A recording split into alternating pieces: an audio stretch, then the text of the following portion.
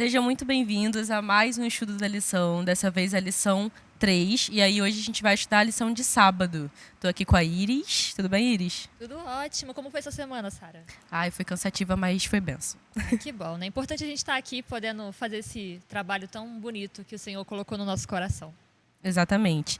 E aí, antes de começar, eu queria te lembrar de uma coisa. Se inscreve no nosso canal, liga o sininho também para não perder nada do que a gente estiver postando nos próximos dias. Segue a gente também no Instagram, @adventistas_caxambi, muito facinho. E aí lá você consegue ver os cortes, enfim, ver conteúdos que te aproximam de Deus.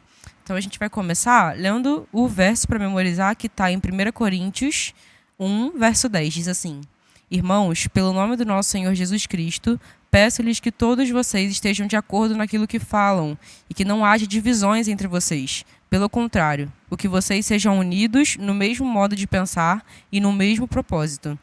Esse verso fala muito assim sobre várias coisas, né? Mas principalmente sobre o quanto que a gente precisa estar de acordo com o que a gente fala, né? E aí, enfim, a gente tem um relacionamento com Deus, mas isso precisa ser refletido ao ponto da gente não causar divisões, né? Então, tipo, se a gente tem um relacionamento com Deus, e isso acontece várias vezes, né? Tem pessoas que estão aqui na igreja que você vê que são servas de Deus, mas que às vezes acabam dando lugar para o inimigo e acabam sendo pontes de divisão na igreja. E aí, enfim, existem brigas que surgem por aí, desacordos que vão só prejudicar o nosso relacionamento com Deus e o nosso relacionamento como igreja, né? Como corpo de Cristo.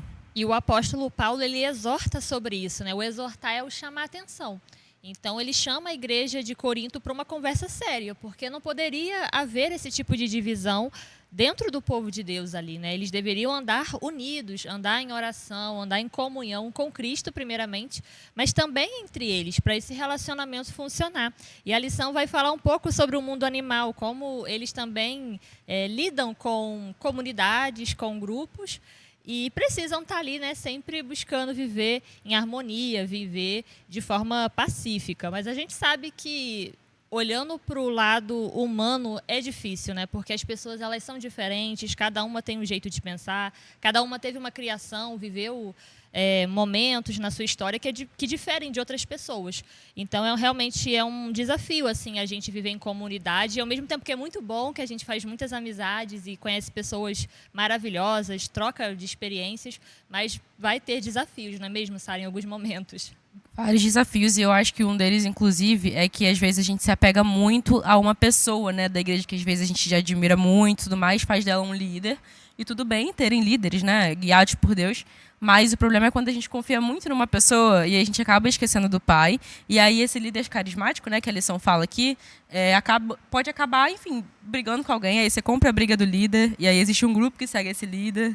Enfim, que a gente tenha em mente que o nosso Deus é o nosso líder maior, né? Então, por mais que existam desavenças, que isso, enfim, são pessoas diferentes convivendo ao mesmo tempo, como a Iris falou, que é bem difícil de não existir, enfim, contradições, né? Pessoas que discordem. Mas, para a gente evitar desses grupos se formarem, é super essencial que a igreja inteira esteja bem de acordo com o que a Bíblia fala pra gente, né? Que no caso é colocar Deus em primeiro lugar sobre todas as coisas. Então, por mais que você goste muito de talvez um líder da sua igreja, ele pode ser inspiração para você, mas é aquilo, né? Provai de tudo e retém o que é bom. Nem sempre esse líder vai ser exemplo de tudo, né? Às vezes ele pode fracassar em algum momento, é nesse momento que você tem que prestar ajuda a ele, enfim, ser ali uma pessoa de apoio que vai tentar resolver os conflitos e não causar mais conflitos ainda, né? E o único que não vai errar com você é Cristo. Então, as pessoas, elas estão passíveis de erro. A gente pode gostar, a gente pode apoiar, ajudar, como irmãos, né, devem se ajudar. Mas a gente não pode tapar nossos olhos para a verdade. E a verdade é que as pessoas são passíveis de erro. Uma coisa que eu gosto de pensar também, que assim como alguém pode ter errado comigo dentro do ambiente igreja, né, da unidade igreja, eu posso também em algum momento ter falhado, sem perceber às vezes, e ter causado alguma chateação, algum incômodo para alguma pessoa. Então, assim, esse também se colocar no lugar do outro nessa questão do erro, que é tão difícil a gente admitir que pode ter errado com alguém, é muito fácil apontar o erro do outro, quando o outro erra com você, mas e quando você pode ter errado com o outro sem perceber? Então, é uma coisa que a gente tem que buscar muito em oração, assim, em Deus, essa unidade com os irmãos, porque a gente estava até falando na outra lição, né, de eternidade. E é nessa eternidade que a gente vai passar com essas pessoas. Então aqui a gente já precisa ir treinando como é que vai ser esse convívio.